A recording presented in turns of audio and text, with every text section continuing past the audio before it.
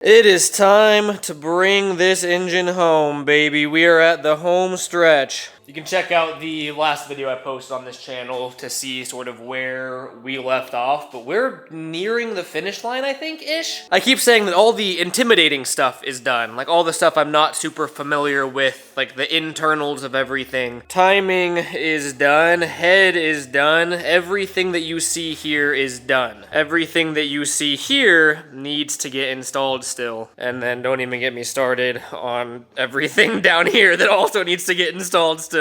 We have our lower and upper timing covers, which pretty self-explanatory. It covers our timing chains that we installed. I sent this one off to the machine shop and they decked what needed to be decked for flush mating surfaces. I was just noticing this though. There's like some weird corrosion going on there, like where the water pump mates to. Like, I don't love that, but it wasn't leaking coolant to begin with, so I'm assuming it's fine. Like, I don't love that.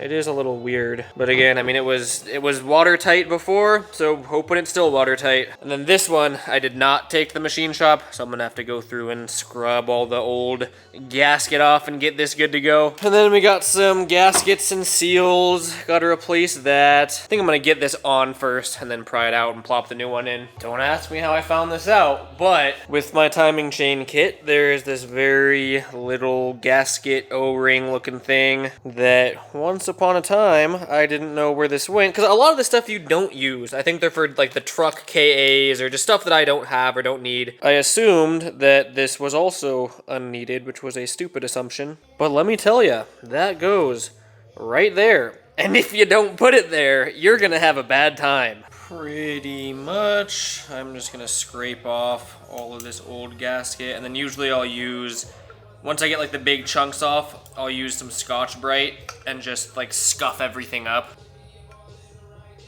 Sometimes you get some really satisfying peels. You just gotta be careful not to dig, because this is aluminum and you will like dig into it.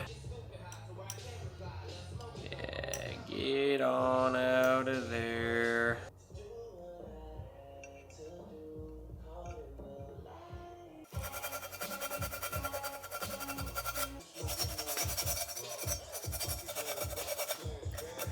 Okay, time for the RTV on the timing covers.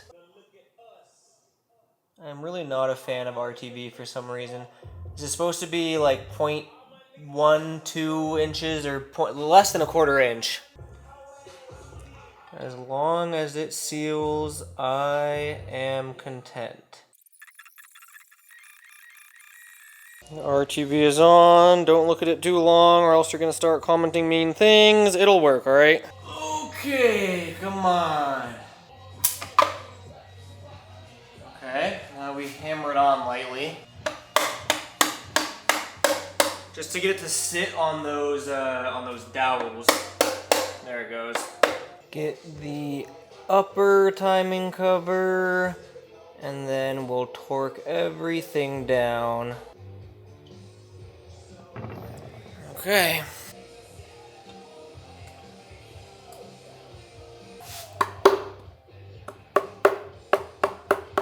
There it is. Would you look at that? That is a thing of beauty. I actually think I did okay with the RTV. You can see it splooging out of the side, which means it has plenty of coverage. I have a habit of overdoing RTV because I'm so paranoid of leaks, but I pretty much followed the FSM for the most part in terms of like the bead size. Everything's torqued down. I'm gonna, you know what I mean? In case you were wondering, this is 100% the wrong way to remove the, wow.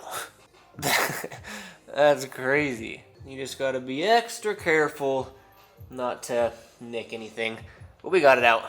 And then, new one in.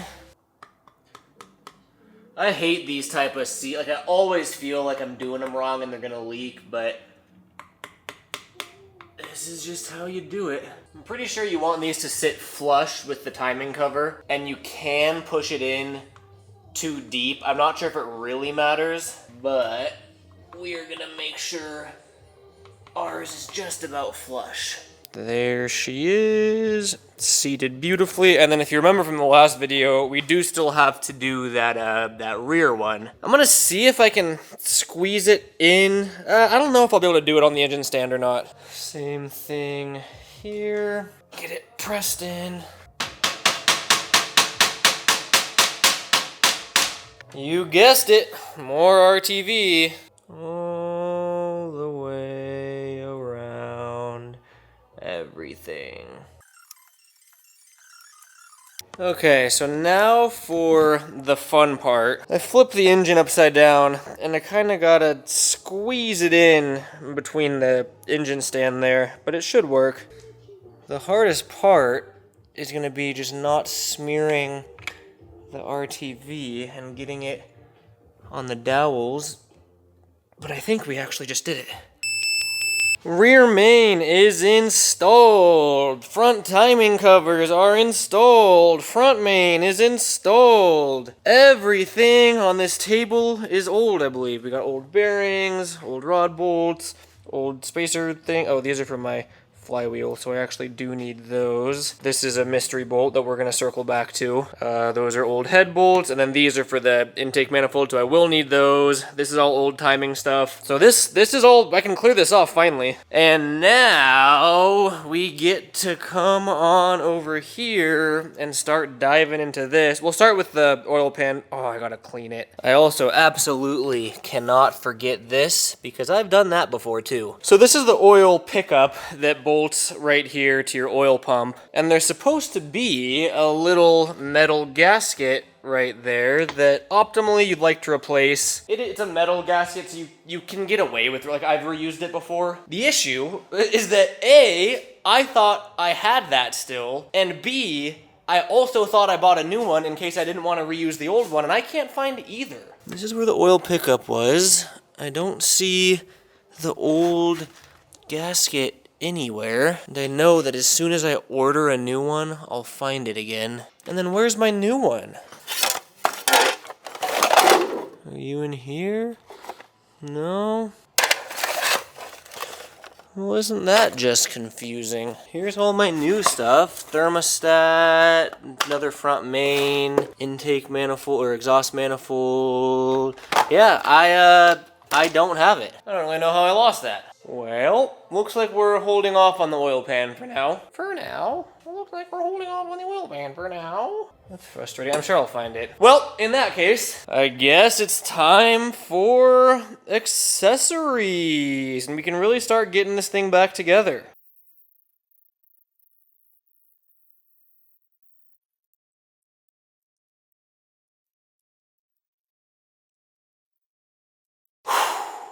Okay, I'm beat. I think we found our stopping point for the day. It's starting to look like an engine again. I don't know if you remember, but we had to get a new clutch fan assembly. Our old one is down here. I don't know if I'll be able to do it with one hand, but you can see.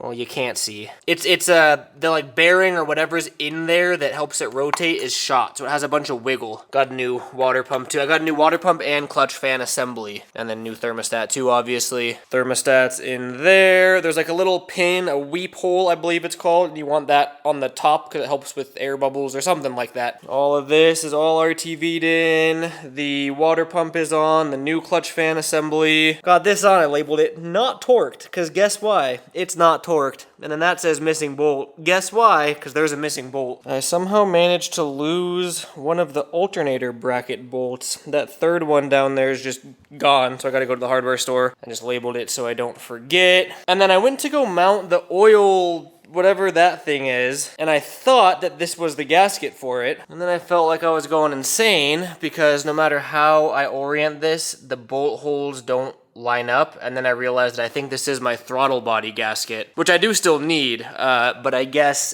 that when I ordered it, I think I thought that was that gasket, which now I have to order that as well. And then boom, intake manifold goes there. But again, we have a lot of cleanup to do there. Boom, on this side, the headers. It's not the stock exhaust manifold, so I think I'm gonna mount that once the engine's in the car, because that's the order in which I took it out, I believe. We can delete those brackets. We don't need them. We will need those when we bolt the transmission up. That's all old. I think that's it for accessories to my knowledge. And then when it comes to intake manifold, again, I gotta replace some of the, like, this is supposed to be a rubber hose, and that feels like plastic. Like, it's so stiff and brittle. It's a million times easier to deal with all those hoses and vacuum lines with this apart and out of the car. So probably just for preventative maintenance, I'm gonna replace these, replace that. Well, that needs to be replaced, it's broken. Figure out what I can delete. Probably make my own EGR block-off plate with the plasma cutter, and then see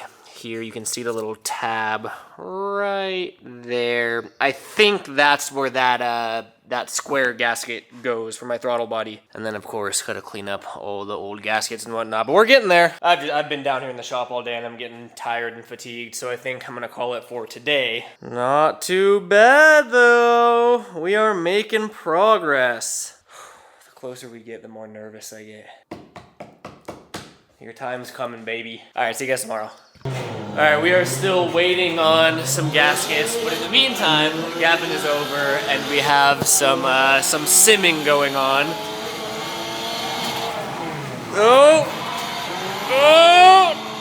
Oh! You guys, so I got the sim as like training for driving in real life. That's how I justified it, making the purchase, you know what I mean? Up until now, I've been driving on the racing sim a KAT, like a turboed S14, because that's what I drove in real life. But I found a pretty accurate feeling, naturally aspirated, like stock S13, sorry. Because I'm trying to like train myself for when the S13 that's downstairs is done. And then Gavin also has, can you see it from here? Yeah, Gavin has his stock S13 down below as well, so he's trying the NA S13. All right, pretend this is you at AVS in real life, your car. Let's see it. So much power.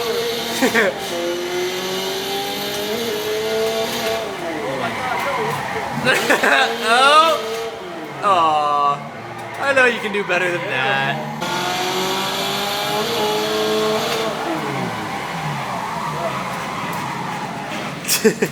That's not what you want to do.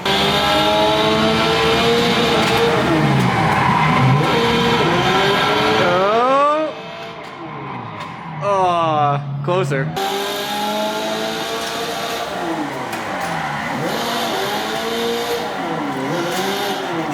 Come on. The movement on the sim is so sick.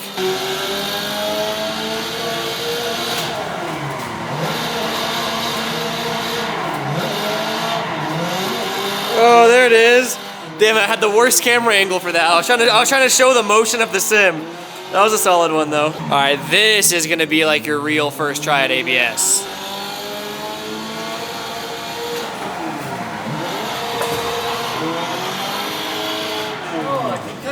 But whenever I film it good, you cut inside too much.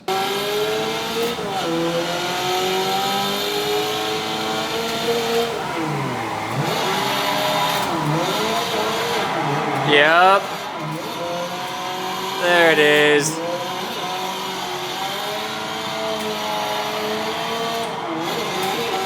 There it is.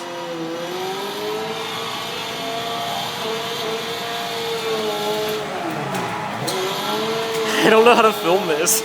I'm like trying to like pan from monitor to monitor because it's like it's a triple monitor setup. So it's like out that window, out that window. Damn, if I zoom in, it almost looks like real life.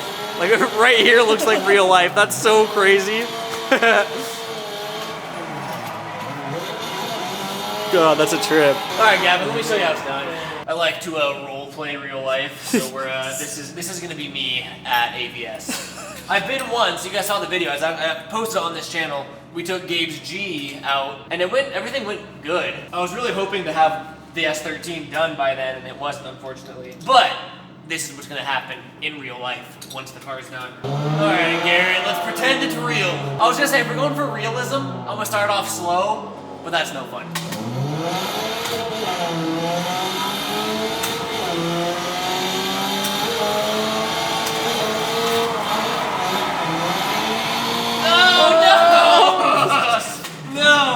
In the tires. That's why we do it with the S13, not the S14.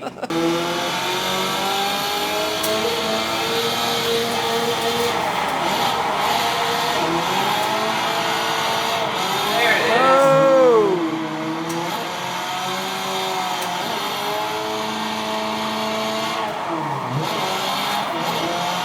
I have to keep clutch kicking.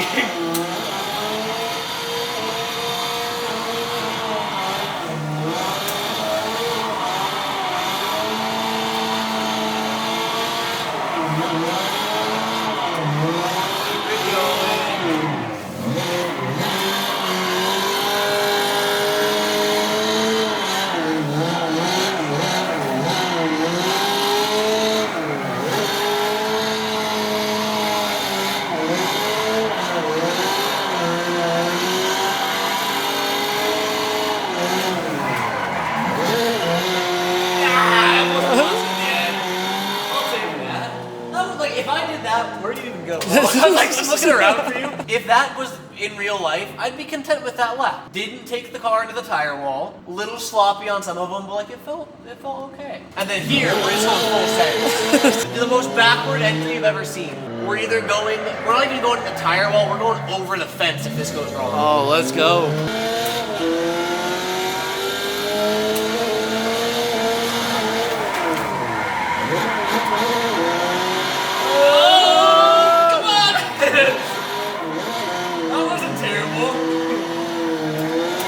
I don't have enough power to like actually go over the fence.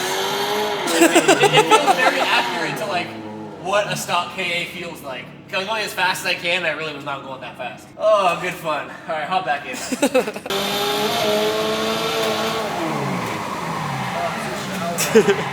It's so trippy. If I zoom in on the monitors, it like looks like real life. I'm just trying to figure out how to go from like one monitor to the other. Oh, I touched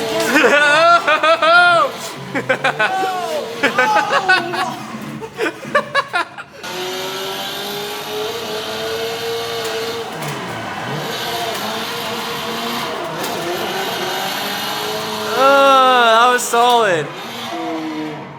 Oh, never mind. I thought it was. I spoke too soon. Flip the wheel or something.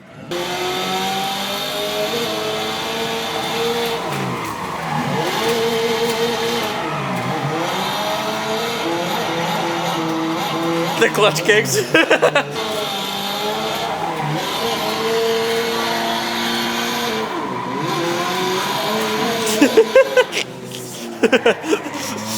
Oh god, I love that set. Alright, I'll see you guys once the car parts come in. Good news and bad news. And there's a jackhammer at my neighbor's house. If you hear that in the background, I hear it too. Nothing like a jackhammer first thing in the morning. We are going to be trying something new with this intake manifold. As you can see, a lot of this stuff just broke as I was pulling it off. This is supposed to be a rubber hose, and it's literally like firm. That is plastic at this.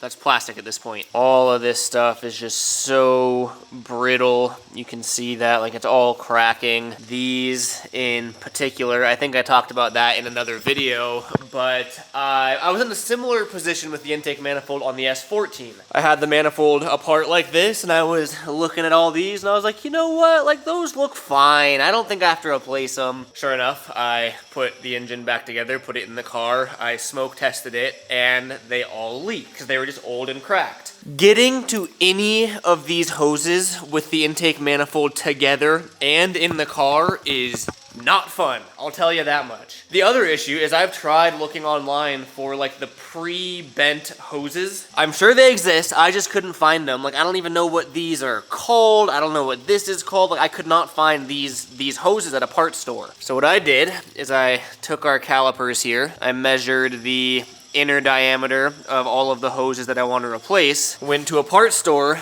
and just got raw, unbent hose. And we are going to try to bend it ourselves. This is a little bit of an experiment here. Pretty obvious first step. I want to get this whole little rail off so I can access each of these little hoses. Oh, dude, I'm pretty sure those are supposed to be flexible, and they're raw. Okay, that's about what I expected. So we're gonna be replacing these now. This is gonna be kind of difficult because these are so just crusty. You can't even.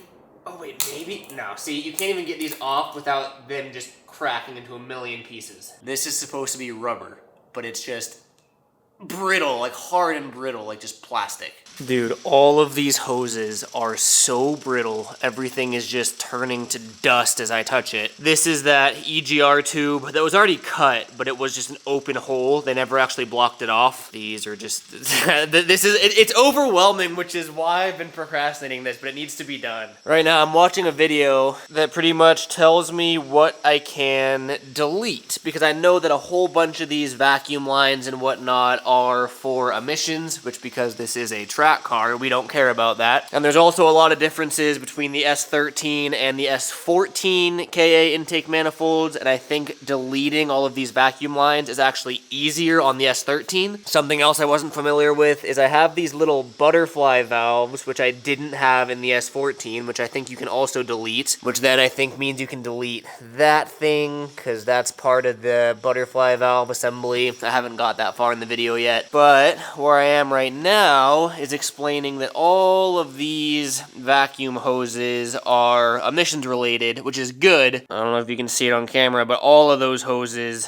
are cracking and brittle, and I'm sure they leak. This is for the heat, I believe, and this hose still feels fine as long as they have some squish to them and they're not plastic. I'm gonna reuse them. So that one still got some squish versus something like this that has no squish. That is plastic. Same with this. This one actually still has. Oh wait, no, that one doesn't have any squish. That one is plastic as well. This one also plastic. That's all stuff like connecting this to this, connecting this to this. So those actually should be pretty easy. But right now, I want all of these hard lines gone because that's all emission stuff that we're deleting. But you can see this bracket is also bolted to the heater hose. So I believe that I need to take a Dremel or an angle grinder and cut these brackets so I can remove these hard lines.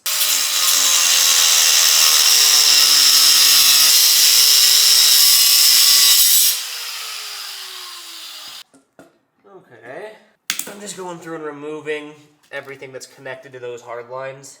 Haha, all of that can go. And then I have some little vacuum caps that I'm capping any of these open ports with. Look how much cleaner that looks already with all of that madness now gone. It looks a whole lot less overwhelming already. You want to check something out? I'm feeling like a genius right now, all right? I need to make this hose, right? It has some interesting bends to it. This one's cracking. It still has a little bit of elasticity to it, but if you look closely, like there's a lot of micro cracks, and I just don't trust it. There's a good example of why I don't trust it. So we have to make this, right? That's what we're trying to make. That is what I have. And if we hold them up, they are pretty damn close, if I do say so myself, and I'm pretty proud of this idea. You can see that it took a couple attempts here. This is just some TIG welding wire, TIG rod. And then this is just some copper wire that I had when I wired the battery in the S14. So what I did is I fished the copper wire and a couple TIG rods in there, because obviously the TIG rods, they can bend and they hold a shape to them. And what the copper wire does is that keeps it from creasing, so that the copper wire is in there to make sure there's still a hole, versus if there was nothing in there, it would collapse on top of each other. And I mean, I'm pretty happy with that bend, so now we have to get it to stay in that shape.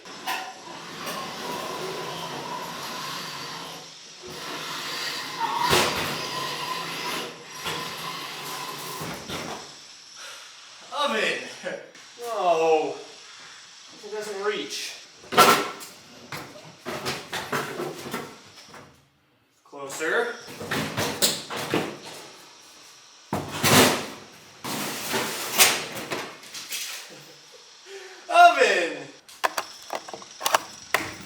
Perfect. So what we're gonna do here, bake, 350, and start. Now she's preheating.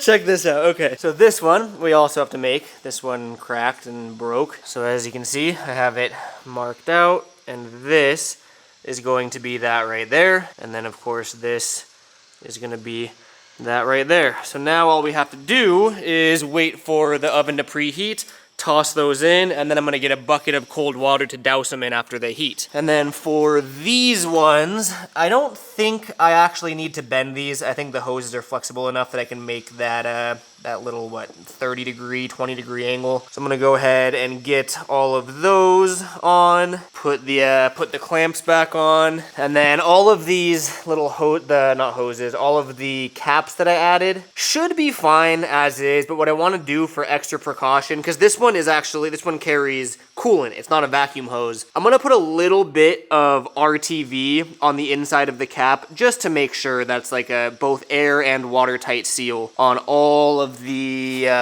vacuum caps that we added, like this one here, just to ensure that they don't pop off, because I've had them pop off before on the S14. It's a pain to get to with the manifold on.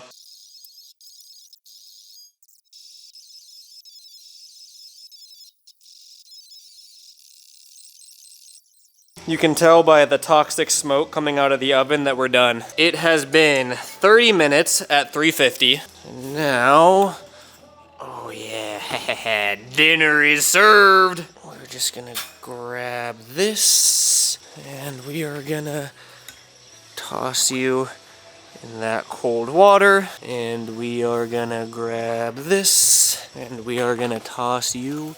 Oh ho ho, she's a squirtin'. Cool everything down, and hopefully it solidifies in place. Let's get that other end in there too, but I guess that's all I really care about because we're going to be cutting it. Our theory here is that when we pull out our inserts, it stays bent. And I would say, I think I could have over-bent it a little bit. Same thing as like when I'm bending tubing for bash bars and whatnot. You have to over-bend it to account for the spring back, but I mean, it's supposed to be a 90 degree, and with very minimal pressure, that is a 90 degree. So I think that one will work. I'm more curious about the like twisty curly Q one. We'll pull out the TIG rod first. I mean, the fact that it's hard to get out is a good sign. God, there it is. That held its bend pretty damn good. Here's the original for reference. Again, I should have overbent it a bit, but it has a little bit of play still without creasing. So, success. After a bit of trial and error, we ran into one setback, which isn't that big of a deal at all. I went ahead and cleaned up all of the mating surfaces for the intake manifold. You can see that I removed the butterfly valves. I removed the little butterfly valve thing. I removed that emissions thing. So now this does nothing because our butterfly valves aren't attached, so I deleted those. I got this, to my knowledge, as minimized as I can get it while still leaving like the things that I want to keep. I learned that some people actually delete this whole PCV line thing. I went through and I used new hose for all of those, and it looks like we're fine without needing to bend them. Our one setback is the hose that we bent that's supposed to be that 90 degrees. It turns out it's actually a different inner diameter than these ones. So I am gonna have to go back and get a different size hose for that nipple right there, because that goes boom, boom, 90 degrees. And that connects to here, which is our PCV valve, which I actually ordered a replacement just because while we're in here, I might as well replace the PCV valve. It's like $4. That's in the mailbox downstairs. But what I can do, we can actually go ahead and toss this gasket on, and we can get that upper intake manifold on. Boom, just like that. And now we have what is beginning to look like a fully assembled engine. I'm not gonna put on the lower intake manifold yet because I'm still waiting for this gasket, which actually got delayed a couple days, which is annoying. And then I still have to rebend that hose that goes boom, Boom, replace the PCV valve. So right now this upper manifold is just hand tight. And then we're waiting for the oil pickup gasket for down there, and then the oil pan can go on. But I'd say we're what, 95% of the way there. The only thing that we're missing is the rest of the hardware for the upper intake manifold, and then the lower intake manifold, and then the oil pan. It's almost go time, baby. Oh, one more thing I do have to do is this is where that EGR tube went, which is, where is it? Over there. They sell little block-off plates that, because your only goal is to cover that hole. They sell little block-off plates that you can bolt on there, but I want to try my luck making one with the plasma table, so we'll do that next video. Aside from that, though, all of the other vacuum and coolant ports are plugged from what we deleted. Home stretch, baby, home stretch. All right, I'll catch you next video. Thanks for watching. As always, peace out.